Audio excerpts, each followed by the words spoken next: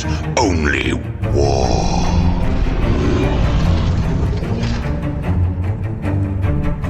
What is up, gents? 40k Dirtbags here, world top 40k player and a Recon Marine Keevil, bringing you some battle reports at the tournament we just got back from Lone Star Open. Lone Star Open is one of the best tournaments you can go to throughout the year. Shout out to FLG, ran an awesome event this weekend. So depending on what video you guys are clicking on, we're going through all 6 games, one by one, picture by picture, turn by turn, on what we did good, what we could have done better, and what we learned throughout the game. If you guys are new to the channel, appreciate you clicking on the video. We're going to go over everything you need to know about orcs, as well as the other army that we're playing against. I did do a video about the list that I ran. That's in a separate video. I'll link that in the description below. And all the other games are going to be linked in the description below as well. We did come in third. We were one of 5 people that went 6-0 at this event, and it's all based off of strength of schedule. That's how they kind of place you at the end, which is definitely a good benefactor. But we got 593 points, almost a full 600 points out of 600. That was super fun. I'm going to be talking about that in the videos as well. But if you guys are new, appreciate you clicking on the video. If you guys are Patreons or members, wouldn't be doing this without you guys. Head over, check out the merch in the description below. Quick shout out to the sponsors, and depending on which video you guys are clicking on, that's going to be the battle report coming up. So let's get into it. Guys, thanks for clicking on the video. If you guys want to support the channel, stay tuned towards the end of the video where we'll go over all of this stuff, as well as any of the links in the description below for laser lines, shirts, and gear is in all the description. So stay tuned towards the end and enjoy the video. All right, guys, game 4 against Lone Star. Justin Brown, awesome dude. What a Chad. He's running the Tyranids. We actually got to see this list the night before, and fucking Norns are so annoying. I played them with my Coldest Speed list at the last GT we won with Coldest Speed, local GT. And he was running, I think he ran 2 Norns. So this one had 3 Norns. But we had a lot more bodies than our Coldest Speed list, so I wasn't too afraid of it. I just knew kind of I had to get on the objectives before the Norns can get on the objectives. That was kind of the game plan going into this. And also another thing scared me was a Swarmlord. Swarmlord having a Vector and all the Tyrant Guard that can res guys also was very scary. So this is Assimilation Swarm and Talons of the Norn Queen. He's playing Take and Hold, so another game of Take and Hold versus Take and Hold. Swarmlord, Tyrant Guard, 6 of them, Biovore, Norn, they all have the upgrades. Pyrovores, these guys are pretty scary. I kind of knew I needed to get to them as soon as possible because all of their, it's like 3d6 plus 3 shots going into me, all flamers with twin linked, strength 5 or 6. So they kill orcs pretty well. 1 lonely Ripper Swarm, 2 lonely Ripper Swarms, the Tyrannifex, and the Reapers. So we went into this deployment, so it's basically control more objectives than your opponent, which is 2 at the end of your turn. So you control more objectives. So if you just walk on an objective, the center one, and you control your home and the expansion, you'll have more, so that'll get you 2 points. And if you hold your home field objective, you'll get 5 for each objective in No Man's Land and 3 for your home. So it's the old school, I forget what it was called, Terraform. It's not Terraform. I don't know. It's the old school mission where you have to hold your home to get more points. So you'll get 5 points for each objective, expansion objective outside your deployment zone, and 3 for the one inside your deployment zone. So you basically get 13 for all of those, and then an extra 2 if you control more. So 15 for a take and hold mission is pretty good if you're controlling your expansion, the center, and your home field in the command phase. So let's go over this. This is the list. Looks awesome. He's got the 3 big ass Norns right here, 2 of the Tyrannifexes, which when you move up in the pivot rule now with the free pivots, they basically move up and gain like an extra 4 fucking inches because of their weapons all the way on the edge. So all the has to do is weapon has to toe in and then they can shoot through. So this character is semi quick with his angles and threat ranges and stuff like that. Then he's got 2 of the Pyrovore units back here, the Lictors for the infiltrate right here, the Swarmlord back there with the 6 guard, and the Biovore. So this is our deployment. I can't turn this, but it's Dawn of War, so it's just straight down the line. one Norn here, the other Norn right next to him, and the other Norn over here. So you get to pick the objectives that you have to try and get to. So this one can walk onto there. That'll be OPSEC 15 with a 5-up field of pain. And then this one picked there, and then that one picked there. So they all pick their objectives. They can, once per game, switch the objectives, which I thought was really cool because one of the guys we were hanging out with, they basically went into a Norn list, and you can actually make your home field an objective, or the Norn objective, so that way you at least start with OC 15 and 5-up field of pain, just base, so that if anything shoots them, they have a 5-up field of pain built in. And then once per game, you could just switch the objective to the center objective and then just move up to the center and put your Norn on the center objective. So I was like, that's actually a real cool strat. I'm not sure if anybody really thinks of that, but that's a cool strat. Like if you had a Norn like here right in the open, I don't really have any guns. So if the Norn just started like right here on the objective, he's OC 15 and a 5-up field of pain. But our infiltrators, he won the infiltrator war, so he put his guys right here. I think I would have just put them probably over here to the expansion one, because if you have two of the Norns here, you wanted to get them into the objective as soon as possible. So if you wound up going first, these guys could start here, run forward, stay outside 2 inches of these guys, and just block the bikes and block this unit. And then the Norns can basically run forward and put 30 OC on this point pretty quickly. So that's probably where I would have put these guys. Then I put my guys right there to try and screen them from moving up and doing anything. And I still wanted some type of scout move up to this objective. Then over here, the second unit came up here. They want to just be here so that way they can try and screen out this Norn up here. I'm afraid of these flamers and these flamers. I have to try and get to them and kill them as soon as possible. But that is essentially our deployment. We deploy the same way every time. We put guys in the middle. This guy down here is the one with the unbattle shock and the claw, and the one up here on their expansion objective is the one that has the D3+3 reactive move. Waz is up here as well, so that way he can try and threaten this Norn. I wanted to kill a Norn. Like, I wanted a Norn to come out and for me to kill it, so that way if I could take one Norn off the table, I can then just put everything else on the other objective to stop the 30 OC over there. Because 30 OC for my list is not honestly that much. I have a unit of 10 Gretchen down here somewhere, where if the 10 Gretchen hop on there, that's 20 OC. So then all I need is 5 boys to get up to 30 OC. So 10 Gretchen, 5 boys, 30 OC. All these guys are 2 OC. He's 3 OC. All these guys are 2. Gretchen are 2. 2. All the Gretchen back here are 2. And then fucking these Gretchen with Zod are all 2. So that was that. So turn 1, we wind up going first. So I basically just slowly creep up everybody after my scout moves. I do kill these lictors. So these guys moved up. I shot into these lictors with like flamers, bolters, all that stuff. I shot Waz Daka. Whereas he's over here. Couldn't see anybody. So Waz kind of just waited there. And I think the bikes moved up. So the bikes, I made this the no, this one. So this was the wall. So they basically just advanced forward. They just screened. They couldn't really get anybody. Like, I made this charge. So they basically advance up. They charge this, screen out. And this screen has to be within 9 inches now. Like, if you're over 9, you're out of coherency. So I wanted to just block these Norns to getting on this objective. That was the game plan. So if they're blocked, they kind of have to run all the way around, which gives me another 1 to 2 turns to get primary on this objective. And then these guys are just waiting. These guys are waiting. So I'm waiting for this Norn to come out. Gaz is here in case he wants to launch this way to kill this Tyrannifex or this Norn. And then I'm waiting for the Swarm Lord. If the Swarm Lord comes out, I have to wah and kill the Swarm Lord. If the Swarm Lord stays back, I can hold off a turn. These guys, again, I want to try and get to these guys as soon as possible because I don't want to be overwatched by them for free. And what I mean by free is just any fucking Overwatch from them.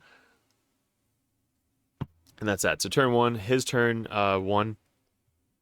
He moves up the flamers, moves up this guy. Like I said, he can move up, turn a lot. So he moves up, turns, charges Zod without Wah. So he kills a couple of these guys. The Norn over here moves up, gets onto the point pretty easily. Then these two Norns, they move up, charge, pile in, consolidate. So he got 1 Norn after killing the bikes. The Swarm Lord moves up, kills the bikes as well. This guy moves up. So he had a Norn, another Norn, Swarm Lord, and this guy all killing the bikes, which they all died really easily. These guys, I probably would have ran them forward to get all of them on this. So that way, if I do move up, he's got at least some angles for overwatches. These guys stayed back. So since these guys are so far forward, my orcs, they only have to stay outside of 12 inches of these guys, which is right about here. So if these guys are moving up here, he can't see me. So then this charge would be like a 4-inch charge compared to these guys moving all the way up here and having these guys overwatched as much as possible. He did the same thing over here. These guys moved up, and now they have a good line to overwatch that way, or that way, but nothing this way. So if these guys go this way, I can get into the Swarm Lord pretty easily. But this is after his turn 1. Our turn 2, we wah. So we wah and we commit everything forward. Like I said, I wanted to get these guys tied up and these guys tied up. So when I charged in, I charged in with both units. I ignored this Norn because there's nothing I can do to kill it. This guy's all the way back here. So I charge in this wah into this way. I want to start killing all these guys. Gaz moves up. He's within 2 of the Swarm Lord. He kills the Swarm Lord with a backhand. And then we pile in and consolidate. So we pile in this way. And we get... I think we consolidate onto the objective. Yeah, where did we end up? Yeah, so we ended up on the objective. I don't know if I'm in 2 inches of this guy. We might be. So I'm trying to figure out if I got into...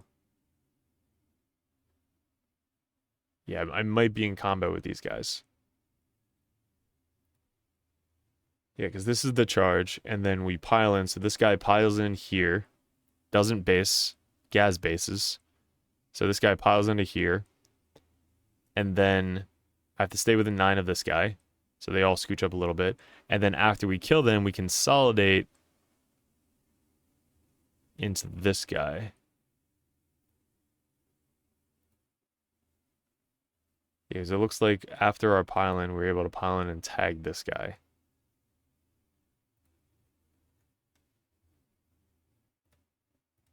Yeah, I think that's how it went. So we also charge over on the left side. Zod was stuck in combat with this. Now he has a 5 invuln, so he's a little bit tankier to take down. So he's just tying up the Tyranid effects. Like, didn't really do much this game. He has so many big bugs. Like, Zod's not really going to do much. He probably could have killed some of these guys, but not really worried about it. The commanders are still waiting back here. These guys all committed to try and kill the flamers. Because when I charged in, I stayed behind this wall. So you can see over here, the flamers are here.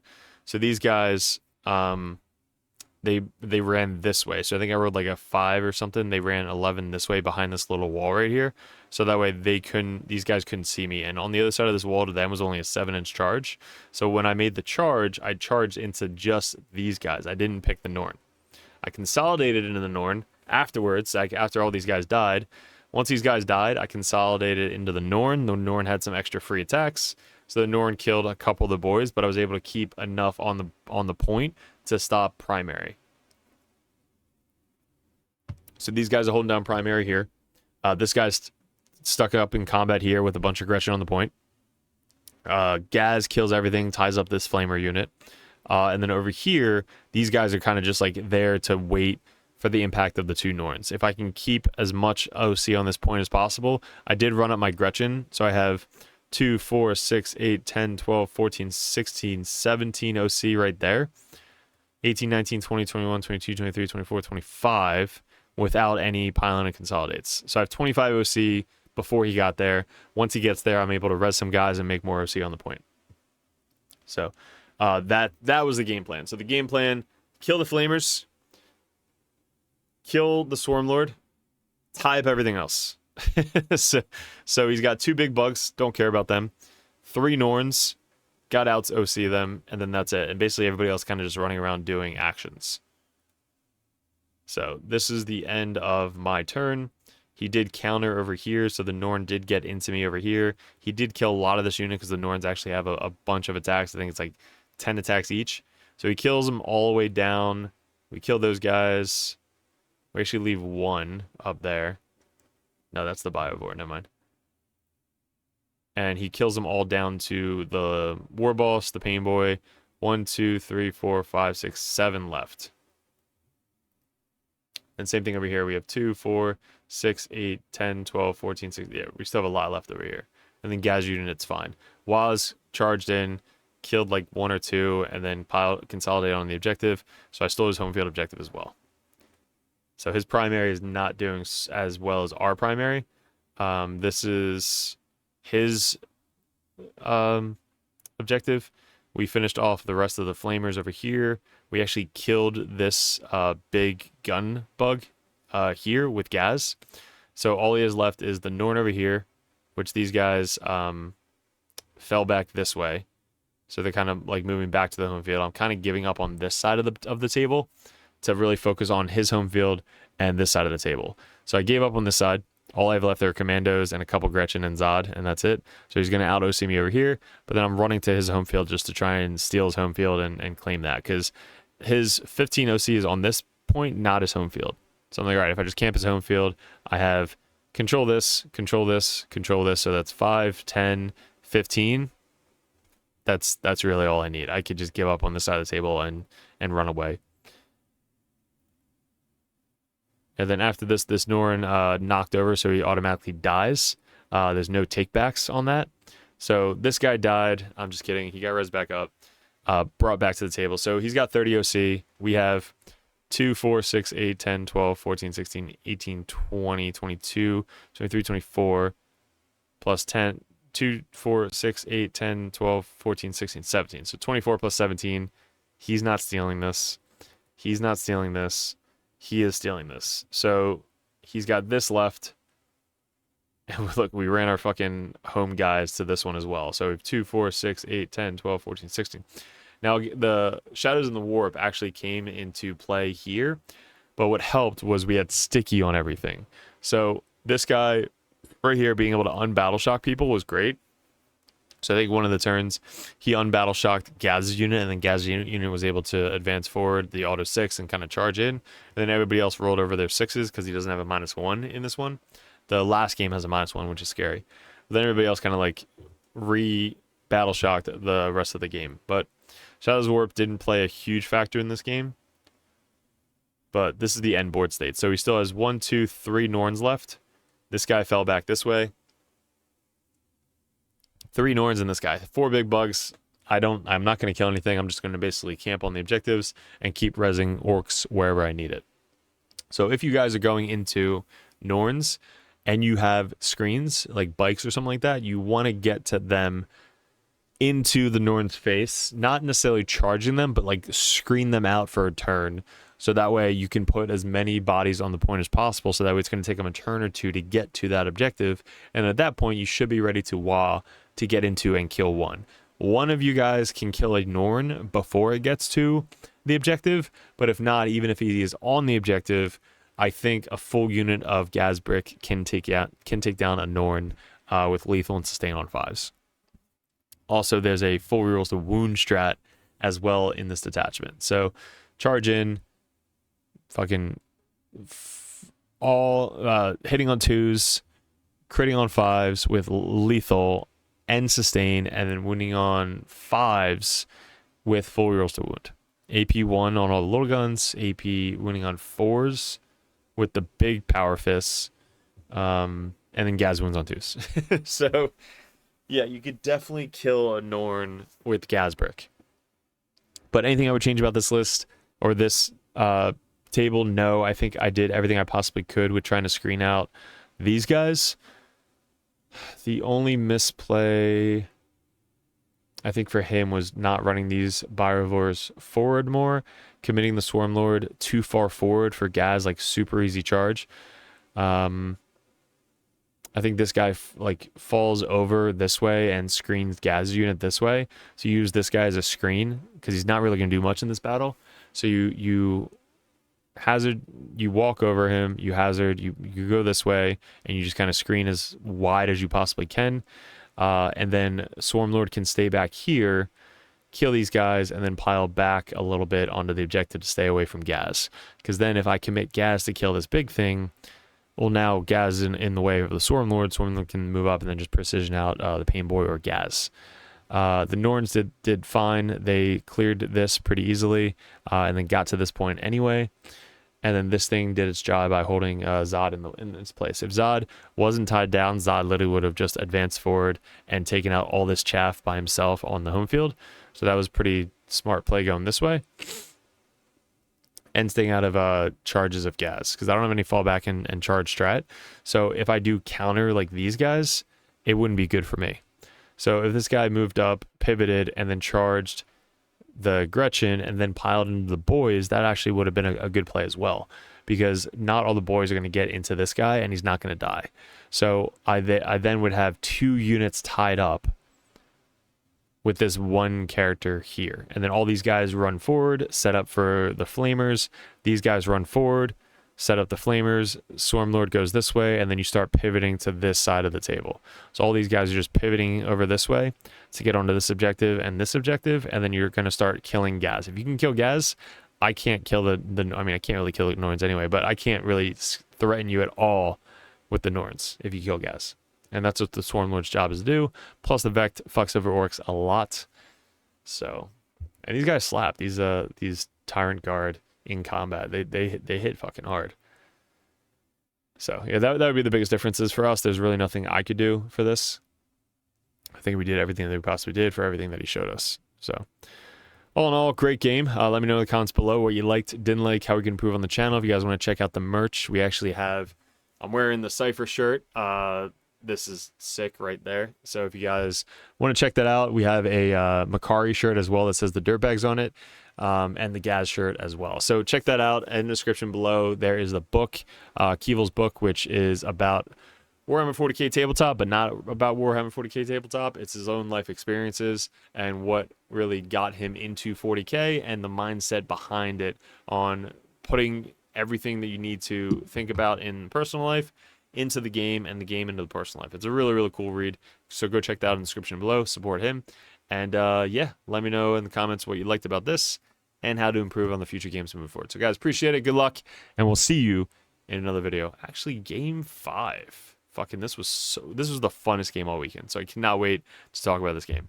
Game 5, Demons. All right, guys, thanks for sticking towards the end of the video. If you guys want to support the channel, all the links in the description below, which we'll go over. But these right here, we have 3D prints of Cypher, Tech Priest, Phobo Libby, Combi Libby, Lieutenant, Calidus, Codiez, and the Lord of Contagion. All those are up for sale. Message me on Discord. All these widgets, the 6-inch, 2-inch, 3-inch, 1-inch, they pop out. Those are up for sale. The 9-inch widget, the 1 CP token, where you guys can keep track of the CP every single game. The token markers for Chaos and Grey Knights, they're poker chips. Those are really good for sticky objectives. And then also the wound gauges and the fuck you and fuck me tokens are up for sale as well. And we have a new sponsor, Snot Goblin Terrain. They are really, really cool. What's great about them is you can customize them for any layout. So if you run Games Workshop layout or if you run WTC layout, you can run it that way. And the best part, it's super hard plastic, not going to break on you. And also it's all fully painted. So check on the link below if you guys want to check these guys out. We use them in our streams and they look super awesome on the stream, but it's really good to travel into all your stores and bring them with you. So check those guys out. Then we still have 3D6 Wargaming, where if you guys want some custom templates, you guys can click on these. And then our new and improved Rexar lasers, laser lights with the Dirtbag logo on them. These guys are at a lot of local GTs, especially in the Texas area, but these lines are, or these lasers are rechargeable. So definitely be picking this up. I'm going to be getting sent one of these so I can show you guys on the live stream and stuff like this. But you guys get the Dirtbags and the lasers rechargeable, so highly recommend the Rexar lasers in the description below. Look at this. Look at that line. It is so good. And it's rechargeable. At the top, it's got the USB. Just plug it right in. Good to go. This shit is legit.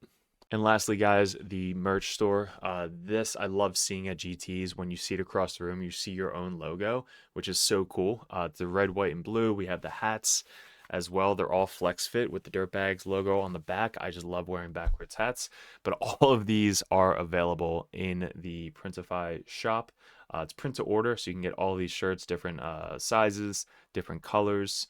We also have the old school stuff. We have the Nurgling. We have mugs, which you can fit your entire hand in, and some of the Grey Knight logos as well. So let me know what I'm missing. You can message me on Discord, but stay tuned if you guys are interested in the Patreon. That'll come up last. So appreciate it, guys, and let's keep it going.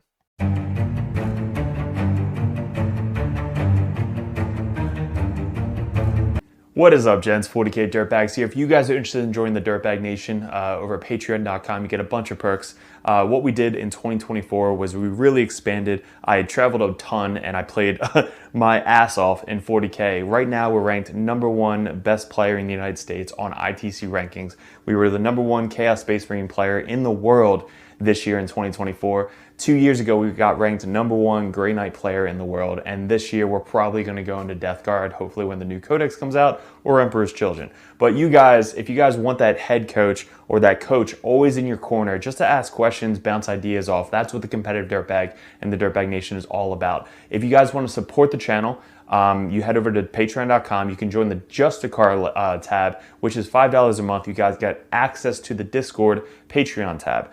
You have to be a patron to get into that Discord, and also I'm always there. All the other coaches are there. Basically, it's just such a good community over on Discord that you guys get specific access to it that only Patreons can get. If you guys want to bump that up, the competitive Dirtbag tier, you guys get to message me or another Grandmaster or another Dirtbag coach over the Dirtbag Nation to add unlimited questions, list ideas, list reviews, and bounce ideas off of. That's what having a coach in your corner is all about. If you guys want to bump up to the Grandmaster tier, that tier you get every perk under the sun. So basically you get access to Discord, you get one-on-one coaching, you get a call once a month if you guys would like to go over any RTTs coming up, any GTs coming up, any list reviews live over Discord chat, and also a special perk that Grandmasters get. If you guys want any video suggestions like we do all the time with these table setup that we just upgraded thanks to the Patreons, you guys get suggestions or battle reports you want to see specifically played live by a coach or myself on the next battle report, or a live battle report coming up on the Patreon. So you guys get obviously first access to all the videos. We post them first on patreon.com, but there's just a ton of benefits to having a professional coach that plays this game all the time at the very, very high competitive level in your corner at all times. And that's really what the Dirtbag Nation is all about, getting you guys better at 40K, the basics, and being good in your community. So if you guys want to support the channel, I really appreciate it. Couldn't have done it without you guys in 2024, 2025. I am super stoked for, super excited for. We really want to get a bigger studio going. That is going to be my focus in 2025, is really growing the community on YouTube and Patreon specifically. So thank you so much for 2024, all my Patreons. If you guys are interested in joining and want that coach in your corner, head over to patreon.com and support the channel. Appreciate it.